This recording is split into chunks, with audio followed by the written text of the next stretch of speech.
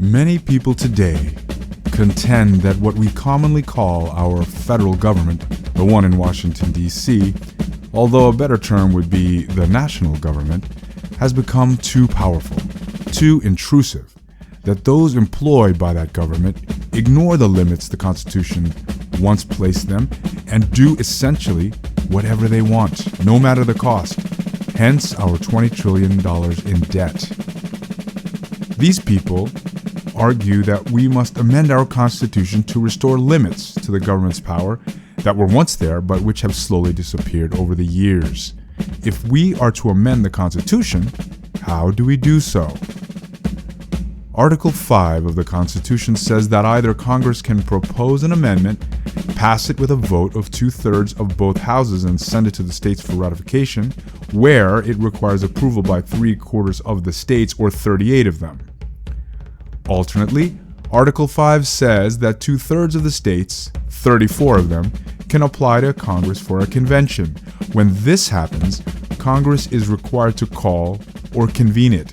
In such a convention, amendments can be proposed, which must then be ratified, once again, by 38 states before they become part of the Constitution. We currently have 27 amendments to our Constitution, and each time Congress passed and proposed the amendments to the states for ratification. We have never held a convention for proposing amendments in our country's history. Some today contend that a convention to propose amendments is too risky, that there is no way to control such a convention or predict its outcome. Others contend that such a convention is the proper way to bypass a recalcitrant Congress and propose necessary amendments that are long overdue. This, then, is the subject of our debate today, an Article 5 convention. Is it a good idea? Speaking in favor of the proposal will be Mr. Gary Porter, Executive Director of the Constitution Leadership Initiative. Gary is a retired Air Force officer and pilot and teaches seminars on the U.S. and Virginia constitutions. Speaking against the proposal of an Article 5 convention will be Mr. David Dietrich, owner of Get Ready Emergency Planning Center in Hampton, Virginia. Also a retired Air Force officer and pilot, David teaches seminars in emergency preparedness and advocates for constitutional literacy.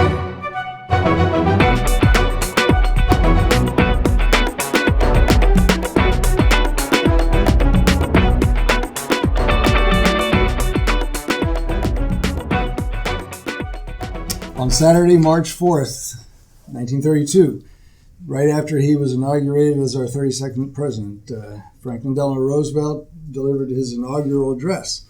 The nation was deep in the deepest recession and depression that we had ever seen. And one of the most memorable remarks out of that inaugural address was, the only thing we have to fear is fear itself. And that struck a chord. The nation came together and started to fight their way out of this depression. And then they were faced with a war, and they fought their way out of that. But it was a very poignant remark, because fear is, in fact, a strong motivator. It is extraordinarily strong, mostly from fear of the unknown, things we don't understand, things we think are going to do damage to us, but sometimes upon examination we find that our fears were not warranted. But we face fear every day. We learn to live with it. We learn to mitigate those risks that contribute to our fear, those that we can. We fasten our seatbelts. We mostly obey the speed limits. When we're about to enter an intersection, when the light has just turned green, we take a side check to make sure everyone coming from the opposite direction or the diagonal direction is stopped and yielded.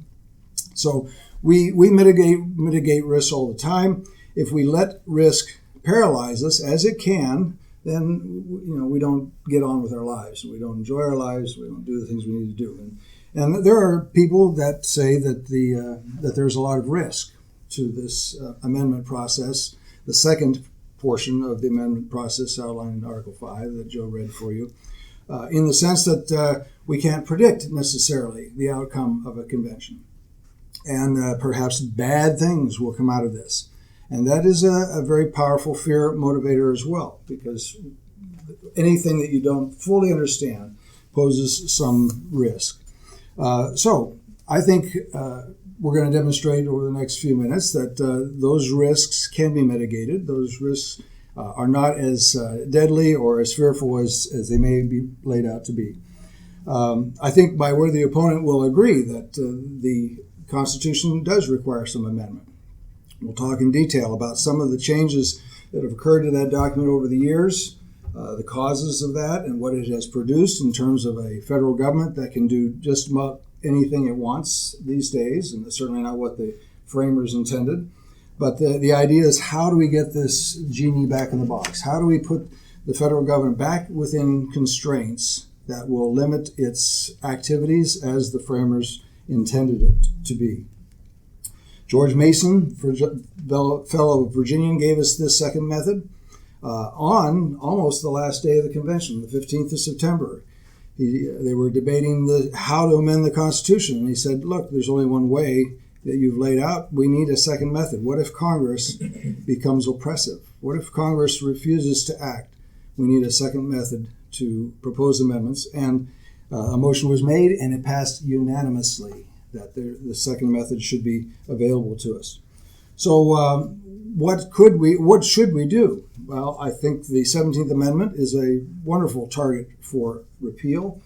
The 17th Amendment disrupted the balance of power that the framers intended there to be in the Congress, and I think it has had manifold untoward effects that were not foreseen.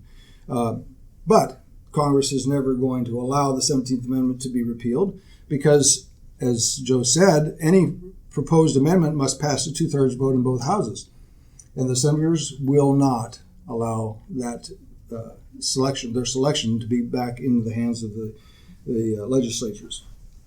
Thanks to Supreme Court rulings, the Commerce Clause no longer means that only commerce between the states can be regulated. Commerce can now be regulated in any aspect, any business, anywhere in the United States. The General Welfare Clause, thanks to Supreme Court rulings, now means that Congress can define general welfare any way they want and spend money, therefore, on anything they want. Just download the pig book and see how Congress spends our money.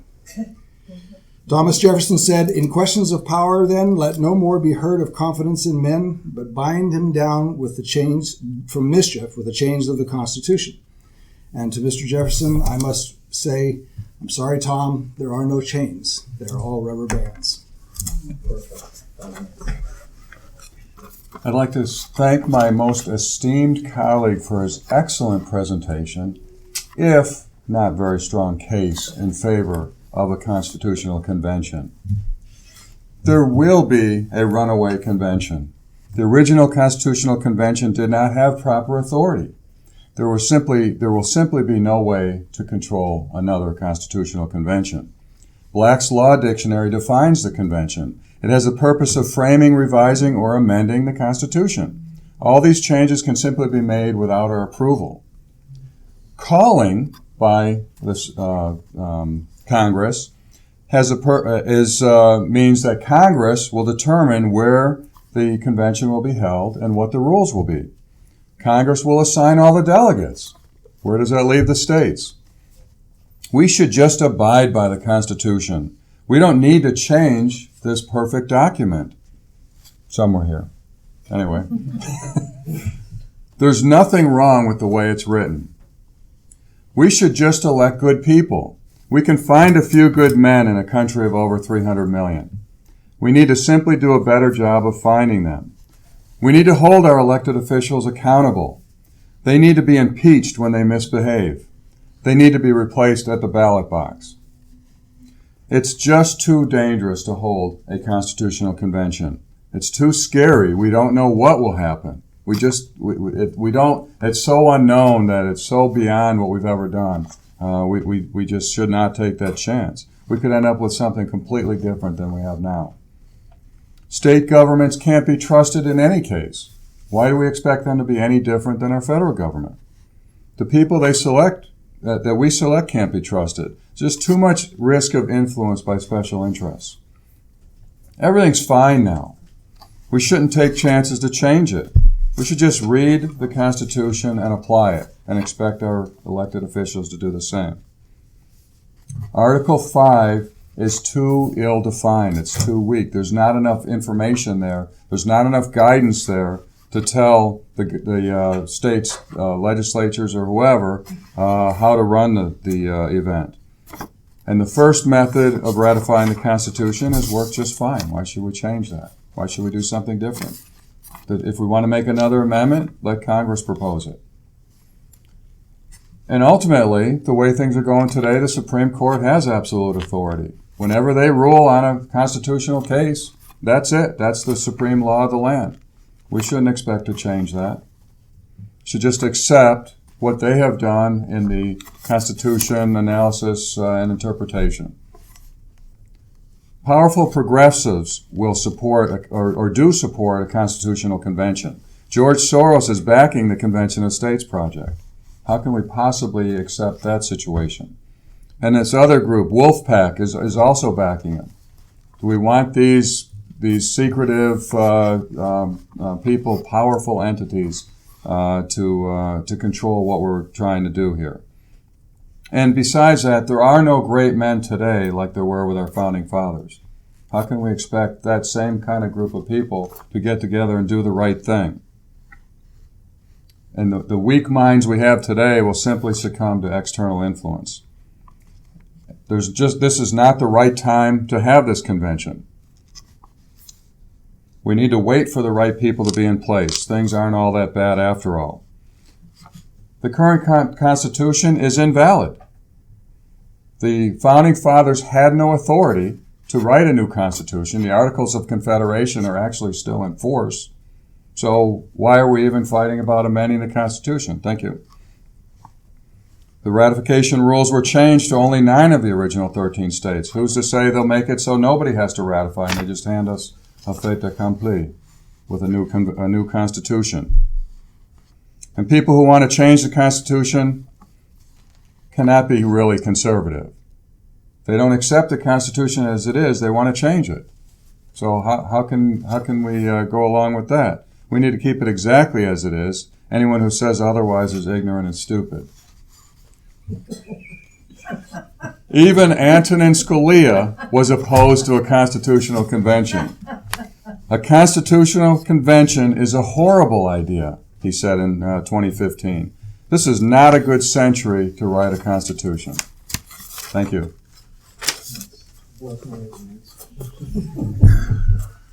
You have 5 minutes for your rebuttal. Sorry. Okay. Well, Dave, my worthy opponent, has given us a smorgasbord of things to talk about. And I'm not sure I can cover all of his points in the 5 minutes I have, but we'll go for it. First, he said that a runaway convention was what happened in 1787. They gave us our new Constitution. Clearly, it was not. If you read the instructions to the delegates at the time, you will see that they operated well within the authority they had, which was to render the federal Constitution adequate to the needs of the Union. Now, go back and read Madison's notes of the first several days of the convention in 1787, and you'll see that they argued quite clearly and compellingly that the Articles of Confederation could not be just revised without and still produce what their authority or what they were charged to produce, that is a constitution that met the needs of the Union. So all of the instructions to the delegates are readily available. You can read them and download them from the web. You can see yourself the verbiage that gave them the authority to do exactly what they did. So our Constitution was adequately prepared and ratified by all 13 states. And Dave pointed out to you that under the Articles of Confederation, it required 9 states to approve unanimous consent was required to approve any change to the Articles of Confederation. And that's exactly what happened. At the end of the convention delegates sent Congress 2 documents, a new Constitution and a proposed new ratification scheme. Congress approved both of those documents and sent both to the states. The states, all 13 of them, convened conventions for the purpose of ratifying, thus granting their imprimatur to the new ratification scheme. all 13 states approved the new ratification scheme. Now, not all states ratified immediately. In fact, Rhode Island refused to ratify, the people of Rhode Island, but Rhode Island's legislature appointed every citizen of the state of Rhode Island as a delegate. And they voted in town hall meetings whether to accept the Constitution or not. And they refused to accept it until a Bill of Rights was added. But every state approved the new ratification scheme by convening conventions of their citizens. Now, is there any way to control a convention? Absolutely. The delegates in 1787 had instructions under which they conducted themselves at the convention. As long as those instructions are adequately prepared and express the limits of the delegates' authorities, and the delegates take an oath to abide by those instructions, then I believe that they will, in fact, abide by them. 34 states have to apply to Congress for this convention. Calling a convention, according to Webster's, says to call, to give notice, to come by authority, to command to come, as call a servant. That's all Congress has the authority to do, call a convention. They don't have the authority to set the rules or limit the attendance at such a convention. Others will contend that the necessary proper clause gives them that authority, and yet there are scholars that say the necessary and proper clause does not give them that authority. Are there delegates that can be trusted today? Some say no. I think yes. I think the people in this room would go to such a convention and abide by the instructions they were given. My worthy opponent suggests that as delegates enter the convention, they'll encounter some sort of a sign like this, saying, shred your instructions here, because now it's a free-for-all and we can just do whatever we want. I don't think anyone in this room would do that. I don't know of anyone in my personal life that would do that and not try to abide by the instructions they were given. Progressives do support the idea of an amendment convention because they would like to propose amendments as well. They would like to repeal Citizens United, top of their list. George Soros, however, does not support the idea of the Convention of States project, as David alluded to.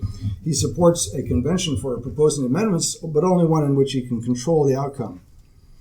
If 34 states apply to a convention, to Congress for a convention for the limited purpose of proposing amendments that tend to reduce the power and jurisdiction of the federal government, impose fiscal restraints on the federal government, or impose limits on its terms, the terms of its officials, then those are the only three types of amendments that will be authorized by 34 delegations who then represent a majority in that convention. So, I will wait to see what new smorgasbord my opponent presents us.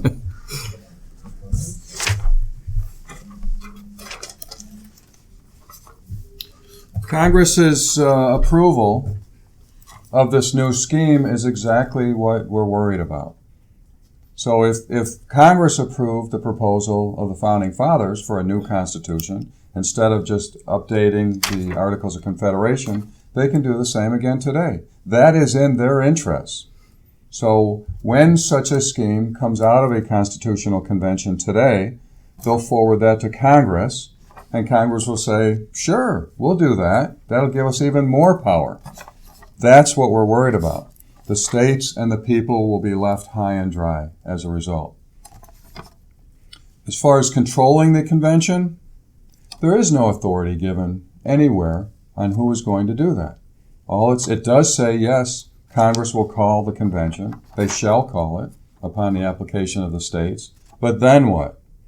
So my esteemed opponent says that calling just means calling and then everything else is left to the states. Well, what's the basis of that? There's no precedent for it.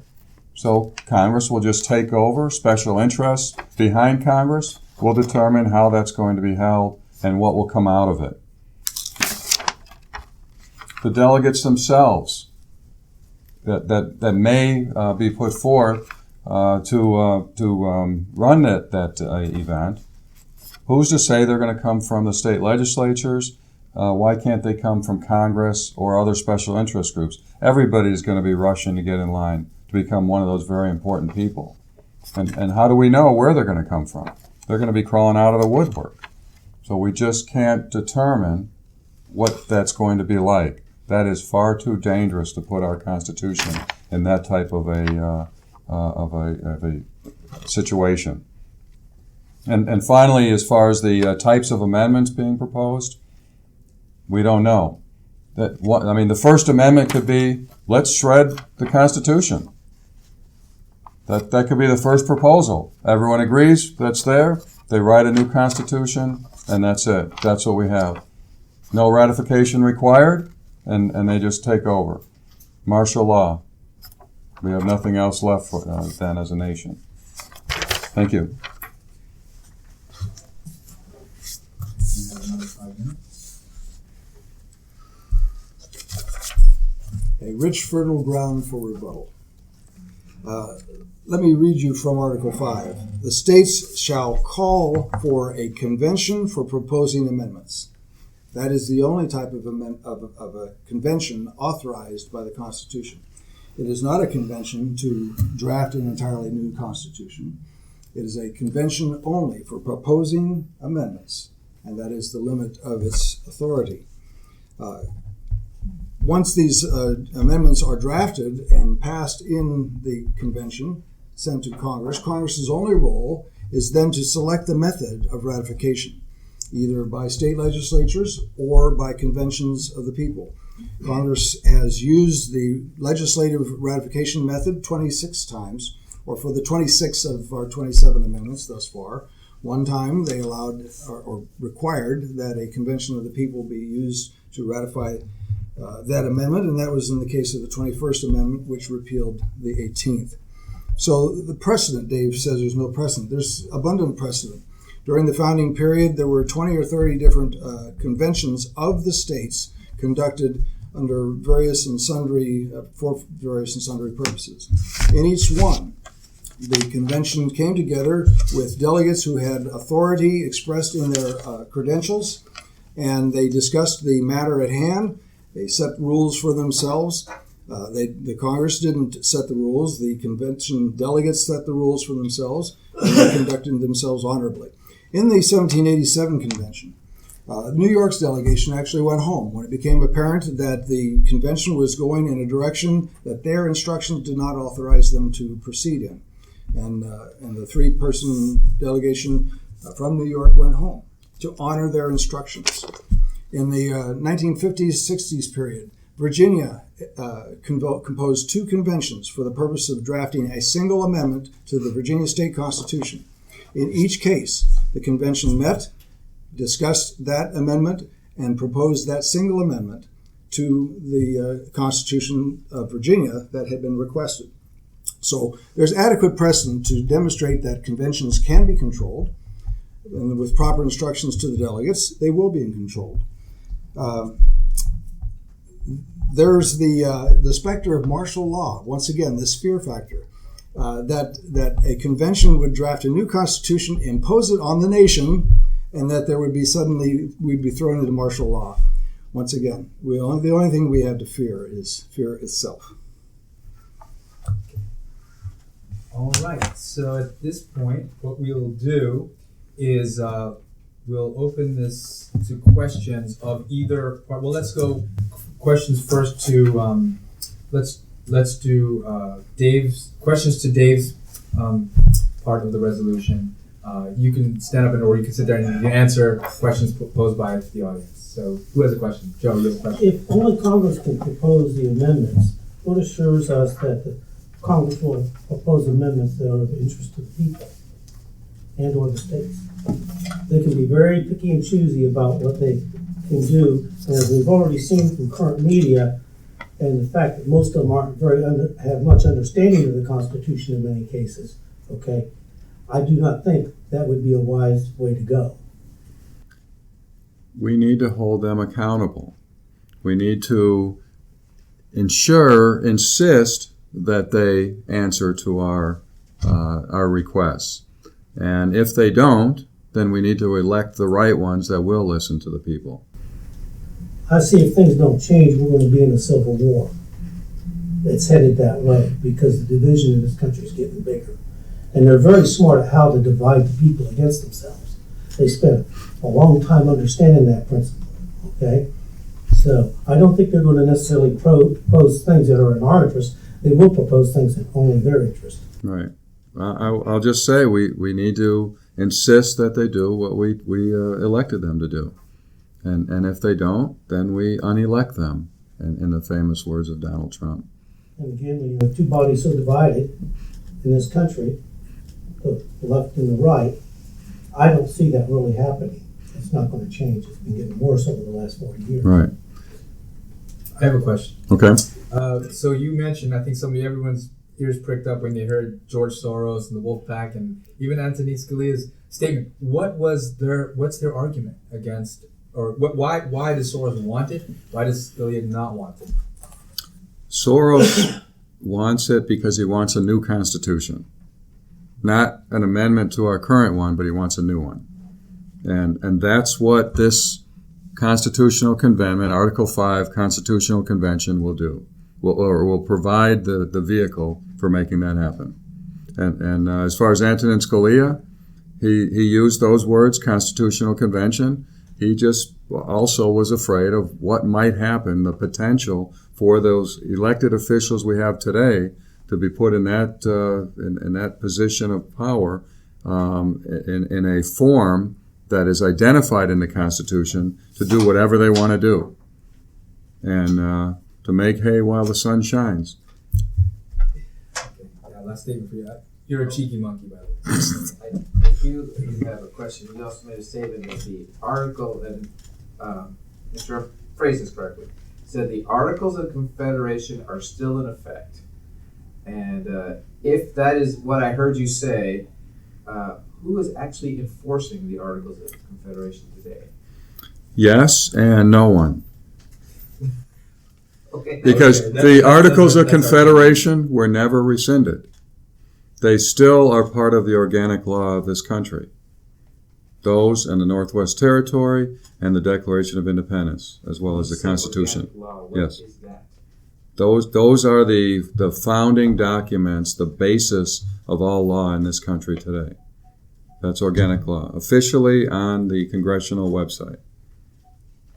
Okay, and that's our time. Okay. Okay. So, questions for Gary? Does anybody have questions? Okay, Joe? My fear of the Again, your Convention of States goes beyond the Convention of States or even amendments proposed through the Congress, okay? We now have a judiciary that's out of control, and a good example of changing just one word in a law, okay, by Justice Roberts, okay, from tax to penalty or from penalty to tax, changed the whole meaning of that law, therefore giving a vehicle to the Congress to enact certain laws that they were not authorized to do. Any question to Gary? Okay. So how do we regulate that no matter which way we go, Gary? Well, you're quite right to point out that we have multiple problems in this country. The structural deficiencies that have been placed in the Constitution are one of those, and there's only one way to attack those. But a judiciary that thinks it can rewrite laws is a separate problem that must be addressed separately. There's an impeachment process that the Constitution provides. It needs to be enforced. And so far it has not been. Thomas Jefferson saw that the impeachment power was not being used in his time. And there's ample opportunity to use it today, and we should. Well, the Texas governor, what's his name? Abbott. He proposed some convention, our Article 5, our conventions. Maybe he could take the lead, and he seems to be a pretty... Well, at the moment, 8 states have signed on to the Convention of States Protocol, in which they have applied to Congress using the very specific language that I've outlined. Amendments in such a convention would only be ruled in order if they serve to reduce the power and jurisdiction of the federal government, impose fiscal restraints on the federal government, or impose term limits on some of its officials. Any other proposal for an amendment that does not fit those 3 criteria would be ruled out of order by the 34 state delegations who have been sent there under those specific instructions. I have one question. Okay, who's going to keep the states in check here? I mean, who will be the boss? How is that going to be determined? Keep this thing under control. Well, the ample precedent we have is that when the delegates come together, they will set their rules. There have to be rules of order. They will compose those rules and they will agree to them. Now, we just had a simulation of such a convention in Williamsburg just a few months ago. And it was conducted under rules that everyone agreed to, everyone abided by the rules, and they demonstrated that such a convention can be held and that the outcome will meet the instructions and the application that was sent to Congress. Okay, so we're out of time for this question in the audience, but of course afterwards we can do a little more discussing. So last round of 5-minute closing statements from each party. I think we should probably let. I think we keep the same order. Same order. Okay, so since I started first. Okay, great. So you get the last one. Okay, great. All right. Okay, whenever you're ready.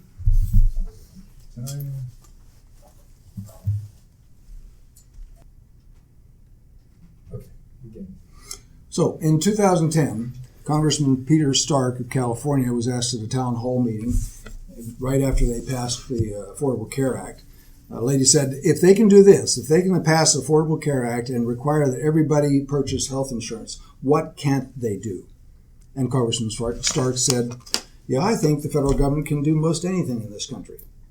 Now, that was his individual opinion, certainly, but I think it is an honest appraisal of what the government can do today. Thanks to the interpretations of the Supreme Court, the government can do anything it wants. It can regulate any aspect of business. It can it can spend money on anything that it decides is general welfare and not necessarily specific welfare. And so we have an unlimited, powerful government that will continue to operate this way until it is brought back within limits provided by the Constitution. The Supreme Court took advantage of the ambiguous wording that was used in 1787, general terms that have been stretched beyond imagination to give the federal government power that the framers would never have even dreamed of. We will operate under this type of a government forever until we, the people, decide to make some changes. The Constitution does not begin with we, the Congress, or we, the Supreme Court, or I, the President. It begins with we, the people. And the people need to take this initiative through their states, but necessarily it must be their initiative to fix this thing. The Constitution is a wonderful document, but it has been chinked and molded into a silly putty document that now gives the government the opportunity to do anything it wants. So can a convention be controlled? I think it can. There are obviously well-meaning people on the other side who think it cannot. But if we don't do this, if we don't take this opportunity that we have with a Republican president, a Republican-controlled House, a Republican-controlled Senate, 32 state governments in Republican hands, and 33 governorships in Republican hands. If we don't take this window of opportunity that we have, then that window of opportunity could fleetingly go away. And we are stuck then with this Constitution that gives the government the power to do anything in this country. So that's the choice before you. Take this risk, study how it can be mitigated, and return the Constitution to true change that can keep it within its limits, or continue to let it run amok, continue to run up additional trillions of dollars in national debt until that debt bubble bursts. That is your choice. 5 minutes. Thank you, Gary. I would like to say I agree with much of what Gary has said, but here's why I have a difficulty going along with that route. Whenever any form of government becomes destructive of these ends, in other words, upholding the laws and as they are instituted among men, it is the right of the people to alter or to abolish it and to institute new government. That is the power of a constitutional convention. They can just jump right in there and throw out our current constitution and institute a new one. That's the new government. It cannot be controlled or limited by what's in Article 5. Nothing prevents large states from imposing their will. They can just come in with an overwhelming number of delegates, and then you have states like Delaware or Maine or whatever that just don't have any say in the matter. That's a real problem. So there's not enough guidance in Article 5. And back to the Articles of Confederation, where it required unanimous approval for any changes. It could be no approval is required with a new constitutional convention and what comes out of it. Thomas Jefferson said in the Kentucky and Virginia resolutions, where powers are assumed which have not been delegated, a nullification of the act is the rightful remedy. That's what the states should be seeking and pursuing. Just say no. And if enough of them do that, then the force of the federal government will be reduced. According to the New American, nullification is the rightful remedy for curing the constant federal overreaching.